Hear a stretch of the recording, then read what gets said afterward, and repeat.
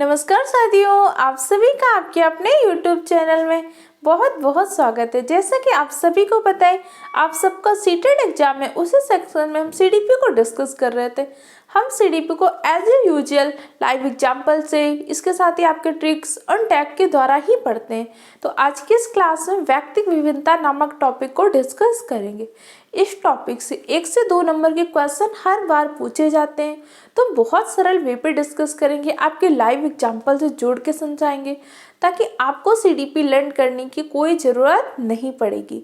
तो चलिए अपनी क्लास को स्टार्ट करते हैं। अगर आप सब चैनल में नए हैं तो चैनल को सब्सक्राइब कर लीजिए, बेल आइकन को प्रेस कर लीजिए, अपने दूसरे फ्रेंड के साथ भी शेयर कीजिए। व्यक्तिक विभिन्नता, सीटेट के क्या होते हैं, कुछ टॉपिक निश्चित होते हैं। सीटेट एग्जाम क्वालिफाई करने के लिए आपको 30 दिन बहुत होते हैं। अगर आपने 1 महीना क्वालिफाई करने के लिए पढ़ाई कर ली ना अच्छे से, तो आप आराम से सीटेट के एग्जाम क्वालिफाई कर पाएंगे। क्योंकि सीटेट के जो सीडीपी में हो एकदम निश्चित टॉपिक होते हैं कि इन टॉपिक से क्वेश्चन पूछेगा। पेडागोजी में निश्चित टॉपिक है, हिंदी पेडागोजी में कितने कम टॉपिक है। ईवीएस में आपको एनसीईआरटी पढ़ लीजिए, 6 थीम पढ़ लीजिए, उसकी सब थीम है। बहुत कम टॉपिक होते हैं और बहुत अच्छे से आप क्वालिफाई कर सकते हैं।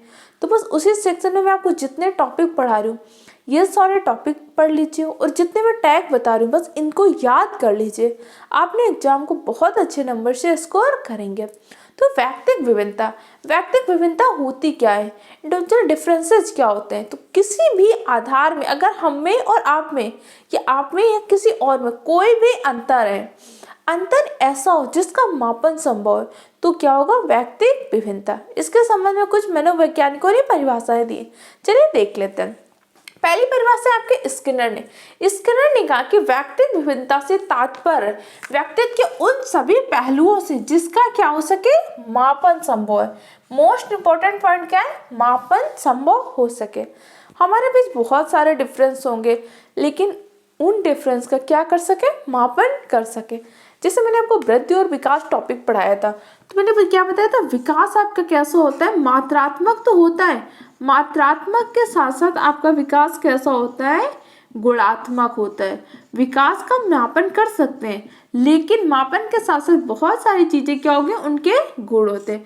जबकि वृद्धि आपकी सिर्फ क्या होती है, मात्रात्मक। तो मैंने वहां पे आपको क्या बताया था, कमेंट सेक्शन में लिखिए। वृद्धि कब तक चलती है और विकास कब तक चलता है। विकास की प्रक्रिया क्या होती है, गर्भ से लेकर कब्र तक चलने वाली जो प्रक्रिया होती है वही आपका क्या होती है, विकास होती है। तो व्यक्तिक विभिन्नता में अब जैसे आपके और मेरे बीच बहुत सारे डिफरेंस हो सकते हैं। हाइट का डिफरेंस हो सकता है, रंग का डिफरेंस हो सकता है, लैंग्वेज का डिफरेंस हो सकता है, धर्म का, जाति का, किसी भी आधार पे कोई ना कोई तो भेदभाव होगा, कोई ना कोई तो विभेद होगा। वही विभेद क्या है, व्यक्तिक विभिन्नता है। सीटेट के एग्जाम में मनोवैज्ञानिकों ने क्या परिभाषाएं दी, ऐसे क्वेश्चन नहीं पूछते। तो आपको सिर्फ कॉन्सेप्ट क्लियर करना है। वही अगर आप यूपी टेट के एग्जाम दे रहे हैं तो वहां पे क्या होता है, किस मनोवैज्ञानिक ने क्या परिभाषा दी, ये कथन किसका है, ऐसे क्वेश्चन पूछे जाते हैं। तो किसी भी एग्जाम को क्वालिफाई करने के हमें उसकी डिमांड समझनी होगी कि क्वेश्चन कौन करा रहा है, कौन सी संस्था करा रही है, वो क्वेश्चन किस पैटर्न पे पूछती है। जैसे सीबीएसई एग्जाम करा रही तो सीबीएसई किस पैटर्न पे क्वेश्चन पूछती है। अगर आपका एग्जाम टीसीएस करा रहा है तो टीसीएस का क्या पैटर्न रहता है। अगर यूपीएससी का आयोग करा रहा है, हर व्यक्ति अपनी प्रकृति नहीं बदलता, वैसे कोई भी आयोग हो, कोई भी संस्था हो, उसके क्वेश्चन पूछने का पैटर्न लगभग सेम रहता है। तो आपको पता होना चाहिए कि आपका एग्जाम सीबीएसई करा रही कि टीसीएस करा रही, और उसी का पैटर्न फॉलो करना होता है। तो अगला कह रहा है कि टायलर ने कहा, एक व्यक्ति दूसरे व्यक्ति में अंतर इतना साफ है कि व्यक्तिक विभिन्नता में सार्वभौमिक प्रतीत होती है। सार्वभौमिक का तात्पर्य क्या होता है, यूनिवर्सल। आप समझ जाइए व्यक्तिक विभिन्नता कितनी होती है। आप विश्व के किसी भी कोने में चले जाएं, आपकी पहचान अलग ही रहेगी। आपके नाम का व्यक्ति मिल सकता है, लेकिन आप में उसमें कुछ ना कुछ डिफरेंस अलग होंगे, कुछ ना कुछ अंतर जरूर होगा। यहाँ तक कि कहा जाता है जो ट्विंस होते हैं, जो जुड़वा बच्चे होते हैं, उसमें भी अंतर पाया जाता है। एक ही माता पिता के, एक ही वातावरण मिल रहा है, एक ही वंशानुक्रम मिल रहा है, लेकिन फिर भी उनमें क्या पाया जाता है, अंतर। तो व्यक्तिक विभिन्नता से तात्पर्य क्या हुआ, सरल शब्दों में समझिए। व्यक्तिक विभिन्नता से तात्पर्य कि दो व्यक्तियों में किसी भी प्रकार का अंतर जिसका मापन संभव हो। वो अंतर किसी भी प्रकार का हो सकता है, आपका शारीरिक हो सकता है, मानसिक हो सकता है, आपका भाषाई हो सकता है, आपका सामवेगिक हो सकता है, लेकिन अंतर होना चाहिए। यही अंतर आपके क्या व्यक्तित्व विभिन्नता है। इतना समझ में आया क्या? एक सिंपल सा पॉइंट आपको याद रखना है, किसी भी आधार पर अंतर हो लेकिन उस अंतर का अगर हम मापन कर सकते हैं तो हमारा क्या व्यक्तित्व विभिन्नता। यहाँ पे दो पॉइंट याद रखिएगा, एक होता है व्यक्तित्व, एक होता है व्यक्तित्व। दोनों अलग अलग है। कई बार बच्चे क्या कर देते हैं, गलती कर देते हैं। व्यक्तित्व क्या होता है और व्यक्तित्व क्या होता है, ये दोनों अलग पॉइंट है, लेकिन कई बार हिंदी में बच्चे इसको गलत भी कर देते हैं। व्यक्तित्व का मतलब क्या होता है, जैसे अभी हम पढ़ रहे हैं व्यक्तित्व, इंडिविजुअल, पर व्यक्ति विशेष, किसी व्यक्ति से दूसरे व्यक्ति में जो अंतर होगा। और व्यक्तित्व क्या होता है, व्यक्तित्व आपका पर्सनालिटी होता है। पर्सनालिटी 21 शब्द से मिलकर बना है, तो पर्सनालिटी आपकी लैटिन भाषा के शब्द से मिलकर बना है। कौन सा शब्द से? पर्सोना शब्द से। पर्सोना का तात्पर्य क्या होता है? पर्सोना का तात्पर्य होता है मुखौटा या नकली चेहरा। तो हमारी पर्सनालिटी कैसे है, ये हमारा व्यक्तित्व, कि इस व्यक्ति का व्यक्तित्व कैसे है। जैसे हम कहते हैं ना कि अरे वाह उसकी पर्सनालिटी तो बहुत ही अच्छी है, अरे उसकी पर्सनालिटी तो बहुत ही बेकार है, कोई वैसा ही नहीं है। पर्सनालिटी का हम आकलन कैसे करते हैं? सिर्फ शारीरिक गुण से नहीं करते कि शारीरिक गुण से पर्सनालिटी का आकलन हो रहा है, नहीं। हम व्यक्ति के अंदर पाए जाने वाले समस्त गुण, शारीरिक गुण, मानसिक गुण, उसका भाषाई गुण, उसका सृजनात्मकता कैसी है, उसका संवेगात्मक विकास कहता है, इन सारे गुणों का आकलन करके उसके व्यक्तित्व का निर्धारण होता है। इस टॉपिक को हम पर्सनालिटी वाले टॉपिक में डिस्कस कर चुके हैं। आपको पता होगा कि पर्सनालिटी का डिवाइड कैसे किया था, युंग ने कैसे किया था, विभिन्न मनोवैज्ञानिकों ने और कैसे किया, एंडोमॉर्फिक क्या होते हैं, मेजोमॉर्फिक क्या होते हैं, अंतर्मुखी क्या होते हैं, बहिर्मुखी क्या होते हैं, ये हम प्रीवियस क्लास में डिस्कस कर चुके हैं। अगर आपने उस क्लास को नहीं देखा हो तो चैनल की प्लेलिस्ट में जाकर देख लेना। तो अभी हम डिस्कस क्या कर रहे थे, अभी हम डिस्कस कर रहे थे कि व्यक्तिगत विभिन्नता में किसी भी आधार पर भेदभाव हो, किसी भी आधार पर विभेद हो, जिसका मापन कर सकते हैं। इतना पॉइंट आपको समझ में आ गया? कोई कंफ्यूजन है तो कमेंट सेक्शन द्वारा पूछ लीजिए। अब आगे कह रहे हैं कि व्यक्तिगत विभिन्नता के प्रकार कितने प्रकार से होते हैं, कौन कौन से आधार पर व्यक्तिगत विभिन्नता हो सकती है। तो सबसे पहला क्या हो सकता है, शारीरिक आधार पे। शारीरिक आधार पे व्यक्तिगत विभिन्नता कैसे, जैसे आपकी लंबाई, कोई छोटा होगा कोई लंबा होगा, आपकी लंबाई अलग हो सकती है, कुछ आप सामान्य बालक हो सकते हैं, कुछ आपके जैसे दिव्यांग बालक हो सकते हैं, और किसी आधार पे आपके हेयर ग्रोथ, हेयर कलर के आधार पे या किसी भी आधार पे शरीर से जुड़ा जो विभेद होगा वो आपका क्या हो जाएगा, शारीरिक विभेद। शारीरिक विभेद में आपकी लंबाई आ सकती है, चौड़ाई आ सकती है, आपकी ऊंचाई आ सकती है, आपके शरीर की बनावट आ सकती है, आपका हेयर कलर आ सकता है, आपका रेटिना आँख का कलर आ सकता है, और भी डिफरेंट टाइप की बहुत सारी चीज़ें आ सकती हैं। अब अगला होता है आपका मानसिक। मानसिक में क्या होता है, हमारे मानसिक दिमाग, मस्तिष्क से जुड़े जो अंतर आएगा। मस्तिष्क से जुड़ा अंतर कैसे आएगा, जैसे हमारा आईक्यू हो सकता है, हमारा आईक्यू और दूसरे का आईक्यू अलग होगा। हमारे अंदर कोई क्वालिटी है, कोई गुण है, दूसरे के अंदर नहीं होगा। हमारे अंदर कैसे गुण है, हो सकता है हमारे अंदर क्षमा का गुण ज़्यादा है, हमारे अंदर क्रोध का गुण ज़्यादा है, सामने के अंदर दयालुता का गुण ज़्यादा है, ये भी तो एक मानसिक गुण है। हमारे अंदर सृजनात्मकता ज़्यादा है, मौलिकता ज़्यादा है, सामने वाले के अंदर चिंतन की ज़्यादा है, किसी डिफरेंट टाइप का गुण हो सकता है। हो सकता है वो पेंटिंग में बहुत अच्छा है, तो आप हो सकता है टाइपिंग आपको अच्छी आती है, आप सिंगिंग में अच्छे हैं, वो किसी और फॉर्म में अच्छा है। मतलब किसी न किसी आधार पर डिफरेंस होगा, कोई ना कोई अंतर होगा। कई बार क्या हो सकता है, मान लीजिए दो व्यक्ति है, दोनों को सिंगिंग में बहुत इंटरेस्ट है। आप बोलेंगे अब किस आधार पर, हो सकता है सिंगिंग में बहुत इंटरेस्ट हो सकता है एक का सुर बहुत अच्छा हो, एक का कम अच्छा हो सकता है एक के गाने की शैली अलग हो, दूसरे की गाने की शैली अलग हो। तो अलग अलग टाइप के हो सकते हैं, जैसे कोई सूफी गायन शैली करता है, कोई ध्रुपद गायन शैली करता है। अच्छा ये बताइए, ध्रुपद गायन शैली का विकास किसने किया था? ध्रुपद गायन शैली का विकास किया था तानसेन ने। तानसेन किसके दरबारी कवि थे? अकबर के। याद रखिएगा क्योंकि आगे सुपर टेट वगैरह के जीके के क्वेश्चन में क्वेश्चन पूछ सकते हैं। और जो तानसेन की समाधि कहाँ पे बनी हुई? ग्वालियर में, ध्यान रखिएगा। अब आगे हो सकता है व्यक्तित्व। व्यक्तित्व क्या हो सकता है? आपका पर्सनालिटी, आप किसी व्यक्ति से किस प्रकार से भिन्न है, ये तो आपका पर्सनालिटी डिपेंड करती है ना। आपका शरीर का आकार अलग हो सकता है, आपके शरीर में हो सकता है कोई डिफरेंट टाइप की डिजीज है, आपके शरीर की लंबाई अलग है, ऊंचाई अलग है, चौड़ाई अलग है, आप मोटे हैं, पतले हैं, बौने हैं, लंबे हैं, किसी न किसी एक आधार पे तो कुछ अंतर हो सकता है। आपकी स्किन का कलर अलग है, कोई गोरा है, कोई गेहुआ है, कोई सांवला, कुछ ना कुछ तो अंतर है। तो ये आपका व्यक्तित्व अंतर है। आपकी क्वालिटी डिफरेंस हो सकती है, किसी न किसी आधार पर जो विभेद होगा जिसका मापन संभव है। क्लियर? इतने पॉइंट आपको समझ में आ गए? मैं बहुत सारी चीज़ें समझा रही हूँ ताकि आपको एक टॉपिक क्या हो जाए अच्छे से क्लियर हो जाए, क्योंकि जब आप सीटेट का एग्जाम देने जाएंगे नोट्स नहीं लेके जाएंगे, सिर्फ अपना माइंड लेके जाएंगे। और हमारा माइंड जो लर्न करता है उतना याद नहीं रहता, जो अर्जन करता है, जिसे हम समझ लेते हैं, वो चीज़ें हमेशा के लिए याद रहती हैं। अब मैं जो एग्जाम्पल बता रही हूँ ना, अभी आपको लग रहा हो कि नहीं समझ में आ रहा, लेकिन ये सारे एग्जाम्पल आपके सब कॉन्शियस माइंड में बैठ रहे होंगे। जैसे हम कोई मूवी देखते हैं, कोई सीरियल देखते हैं, कोई शो देखते हैं, उसके सारे डायलॉग हमें क्यों याद हो जाते हैं? क्योंकि एग्जाम्पल इमेज बना के हमारे सब कॉन्शियस माइंड पे बैठ जाते हैं। जबकि हम पढ़ने बैठते हैं, किताबें नहीं याद होती हैं, बार बार पढ़ते हैं फिर भी भूल जाते हैं, क्योंकि उसको हम अपने इमेज से नहीं जोड़ते। जिस चीज़ को हम सब कॉन्शियस माइंड में इमेज से जोड़ लेते हैं वो हमें याद होती है। तो इसीलिए मैं आपको सारी चीज़ें इमेज से, एग्जाम्पल से जोड़ के समझाने की कोशिश करती हूँ। अब जैसे आपके मन में आएगा तो आपको ट्विंस का एग्जाम्पल आएगा कि भाई ट्विंस में जो जुड़वा बच्चे होते हैं उनको तो सब कुछ सेम होता है, माता पिता सेम है, उनका वातावरण सेम है, लेकिन फिर भी उनमें अंतर पाया जा रहा है। क्यों पाया जा रहा है? व्यक्तिगत विभिन्नता है। समझ आ रहे इतने पॉइंट? कोई कन्फ्यूजन है तो पूछ लीजिए। अब आगे आप समझ के अगला होता है आपका सांवेगिक।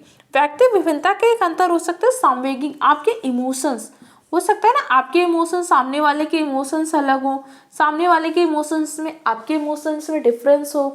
कई बार क्या होता है, जैसे एक एग्जांपल से समझिए, आप रोड में जा रहे हैं, किसी व्यक्ति का एक्सीडेंट हो गया, देखिएगा वहाँ काफ़ी सारे लोग जमा हो जाएंगे। अब वहाँ पे आप देखिएगा बहुत अच्छा एग्जांपल होता है व्यक्तिगत विभिन्नता का। कुछ व्यक्ति क्या होंगे, बहुत ज़्यादा दुखी होंगे, बोलेंगे कितना दुख हो गया, पता नहीं किसके घर के बच्चे हैं, इनका एक्सीडेंट हो गया, नहीं होना चाहिए। उसमें से कुछ लोग ऐसे होंगे जो गुस्सा कर रहे होंगे कि अरे कैसे चलाते हैं, इतनी लापरवाही से गाड़ी चलाते हैं, इतनी स्पीड से गाड़ी चलाते हैं, बच्चे हेलमेट नहीं पहनते, ऐसे भी मिलेंगे। और कुछ लोग ऐसे होंगे जिनको कोई फ़र्क नहीं पड़ रहा है, वो अपने वहाँ से निकल जाएंगे।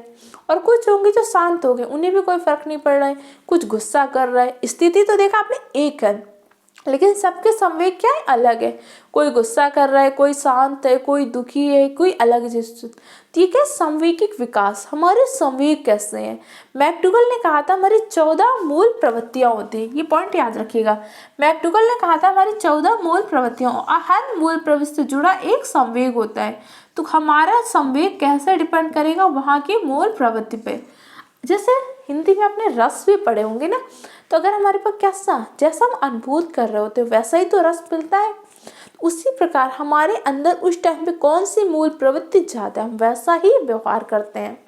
अगर हमें क्रोध में है तो हम क्रोध करेंगे, अगर हमें दुख हो रहा है, दया आ रही, तो हमें अंदर करुणता की भावना आएगी।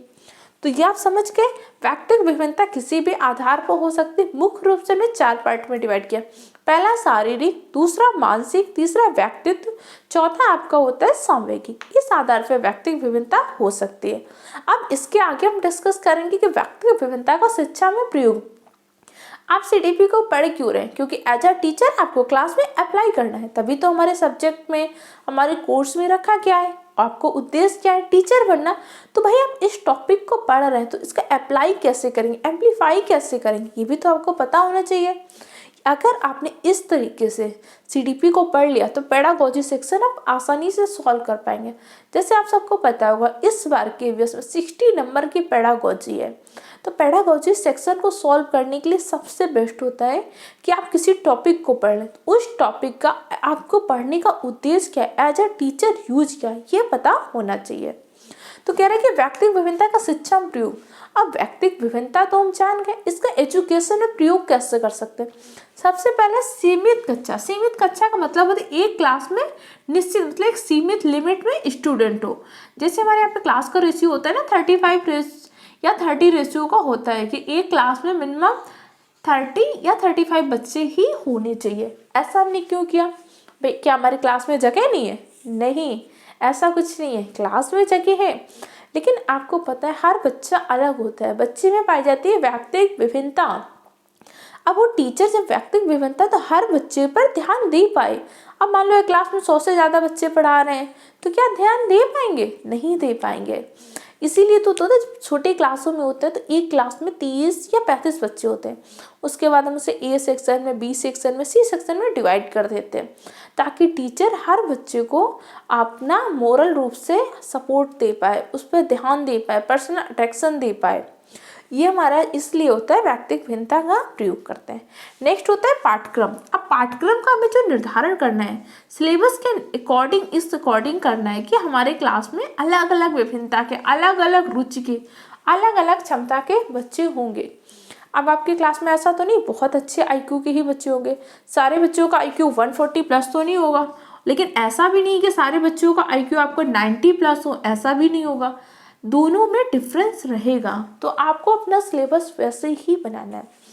अब जैसे कोई भी एग्जाम का पेपर सेट होता है तो पेपर ऐसे नहीं सेट करते कि सारे टफ क्वेश्चन दे दें, या ऐसा भी नहीं करते कि सारे इजी क्वेश्चन दे दें। हमेशा एग्जाम में पहला आपके क्या होता है, बहुत ही कुछ क्वेश्चन आपके मॉडरेट लेवल के रखे जाते हैं, कम से कम 20% आपके मॉडरेट लेवल के रखे जाते हैं, और आपके 50% क्वेश्चन होते हैं जो मतलब ज़्यादा अच्छे नहीं लेकिन ठीक ठाक लेवल रखा जाता है। हाई लेवल कह सकते हैं, बहुत टफ नहीं लेकिन नॉर्मल। उसके पश्चात 30% आपके होते हैं कि जिनको हम बहुत इजी लेवल में रखते हैं, क्योंकि एग्जाम हॉल में भी, एग्जाम बनाने में भी हम व्यक्तिगत विभिन्नता का ध्यान रखते हैं। ऐसे अपना सिलेबस बनाना है कि हर बच्चा समझ पाए। नेक्स्ट होता है मूल्यांकन। अब भाई हमें मूल्यांकन करना है तो इस आधार पे करना है ना कि अब एक बच्चा है जिसे मतलब बेसिक नहीं आ रहा है, अब उसने आपने क्या किया, उससे बहुत टफ क्वेश्चन पूछ लिया, उसे तो अभी बेसिक नहीं क्लियर, अब आप इतना टफ क्वेश्चन पूछ रहे हैं तो आंसर नहीं दे पाएगा। अब जब आंसर नहीं दे पाएगा तो क्या होगा, हतोत्साहित हो जाएगा कि मुझे तो आ ही नहीं रहा है। अब आपने उसी टाइम बच्चे को और डांट दिया कि तुम क्या करते हो, तुम तो पढ़ाई नहीं कर रहे। सोचिए, बच्चा एक तो हतोत्साहित है, ऊपर से आपने डांट दिया, बच्चा और ज़्यादा हतोत्साहित हो गया। अब बच्चा पढ़ने की कोशिश नहीं करेगा, उसका मन नहीं करेगा। तो आपको हमेशा ऐसे क्वेश्चन पूछने हैं बच्चे के लेवल के अकॉर्डिंग, तो ये बच्चा हाई क्वेश्चन को कर पाएगा कि लो लेवल के क्वेश्चन को सॉल्व कर पाएगा। इसलिए हमेशा व्यक्तिगत विभिन्नता का ध्यान रखना है। समझ आया आपको? अगला देखते हैं शिक्षण विधि। तभी तो हम TLM का प्रयोग करते हैं ना, डिफरेंट टाइप के शिक्षण विधियों का प्रयोग करते हैं ताकि हम व्यक्तिगत विभिन्नता का ध्यान रखते हैं। जैसे मॉन्टेसरी शिक्षण पद्धति होती है, किंडरगार्टन प्रणाली होती है, प्रोजेक्ट विधि होती है, खेल विधि होती है, डिफरेंट टाइप की होती है ना प्रोजेक्ट विधियाँ, डिफरेंट टाइप के शिक्षण विधियाँ होती है ताकि हर बच्चे को चीज़ें समझ में आएँ। एक मेथड से नहीं आया कोई बात नहीं, दूसरे मेथड से समझाते हैं, दूसरे से नहीं आया कोई बात नहीं, हम तीसरे मेथड का यूज करते हैं, TLM का यूज करते हैं, क्योंकि हर बच्चा अलग है, ध्यान रखिएगा। अगला होता है बहुउद्देशीय विद्यालय। इसीलिए तो हमने बहुउद्देशीय विद्यालय खोले। अब बहुउद्देशीय विद्यालय से तात्पर्य क्या होता है, जैसे हमने ऐसा तो नहीं कि सिर्फ MBBS के कॉलेज खोल दिए कि हर बच्चे को डॉक्टर बनना है, ऐसा भी नहीं। हमने ऐसा भी नहीं किया सारे DLED BEd के कॉलेज खोल दिए कि हर बच्चे को डॉक्टर बनना है। हर बच्चा अलग कुछ बनना चाहता है, कोई डॉक्टर बनना चाहता है, कोई इंजीनियर बनना चाहता है, कोई टीचर बनना चाह रहा है, कोई पायलट बनना चाह रहा है, कोई म्यूजिशियन बनना चाह रहा है, कोई सिंगर, कोई डांसर, डिफरेंट टाइप के। इसलिए हमने डिफरेंट टाइप के कोर्सेज लॉन्च किए ना। बहुत सारे आपके रोजगार परक कोर्स होते हैं, वोकेशनल कोर्स होते हैं, ITI जैसे कॉलेज खोले, IIT जैसे कॉलेज खोले, MBBS के कॉलेज खोले, टीचिंग के अलग खोले। तो ये हमने क्यों किया, हमने व्यक्तिगत विभिन्नता को ध्यान रख के बहुउद्देशीय विद्यालय खोले। इतने पॉइंट आपको समझ में आ गए? कोई कन्फ्यूजन है तो पूछ सकते हैं। अब आगे हम नेक्स्ट डिस्कस करते हैं कि व्यक्तिगत विभिन्नता को जानने की विधियाँ। पूरी रामायण तुमने समझ ली कि व्यक्तिगत विभिन्नता होती क्या है, व्यक्तिगत विभिन्नता का प्रयोग कैसे करना है। अब एज अ टीचर आपको पता तो हो कि हमें बच्चे में व्यक्तिगत विभिन्नता को जानना कैसे है। तो मुख्य रूप से 3 प्रकार से व्यक्तिगत विभिन्नता को जान सकते हैं। कौन कौन सा होता है?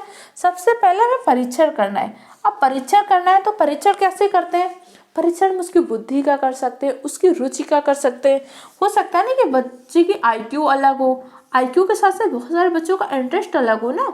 कुछ बच्चों का क्रिकेट में इंटरेस्ट होगा, कुछ का डांसिंग में, कुछ का म्यूजिक में, कुछ का पढ़ाई में, अलग अलग इंटरेस्ट होंगे ना। अगर सबको सेम इंटरेस्ट होता है तो क्या हमें डॉक्टर APJ अब्दुल कलाम, सचिन तेंदुलकर, हेमा मालिनी, माधुरी दीक्षित और ना जाने अलग अलग क्षेत्र की कितनी ज़्यादा जो महारत हासिल की, ये सारे मिल पाते? नहीं मिल पाते, क्योंकि हर बच्चे की रुचि अलग है, उसकी क्षमता अलग है, उसकी योग्यता अलग है। तो हमें क्या करना है, उसका परीक्षण करना है। अगला हमें अवलोकन करना है। बहुत बार हमें क्या करना है, एज अ टीचर बच्चों का अवलोकन करना है, क्योंकि छोटे बच्चे होते हैं, उन्हें खुद नहीं समझ में आ रहा होता है ना कई बार कि मेरा इंटरेस्ट किसमें है। तो आप देखिए कि बच्चा अच्छा इस फील्ड में अच्छा कर रहा है, इसने पिछली बार भी स्टडी में बहुत अच्छा किया था, इस बार की यूटी में और अच्छे नंबर लाया, मतलब इसको पढ़ाई में बहुत इंटरेस्ट है। इस बच्चे ने फुटबॉल में पिछली बार बहुत अच्छे गोल किए थे, अब मैंने इसको किया और अच्छे गोल कर रहा है। तो हमें क्या करना है, बच्चे को ऑब्जर्वेशन करना है, उसका अवलोकन करना है कि बच्चा किस फील्ड में अच्छा कर रहा है। अगला होता है आपका केस स्टडी। जैसे आप UPSC या PCS वगैरह का सिलेबस देखते हैं तो उसमें आपका इथिक्स होता है, इथिक्स के साथ क्या होता है, केस स्टडी। तो वहाँ भी केस स्टडी उस लेवल की होती है कि हमें प्रॉब्लम्स कैसे समझनी है, व्यक्ति तो वहाँ भी है। अब टीचर के सामने बच्चे हैं, बच्चों को समझना है।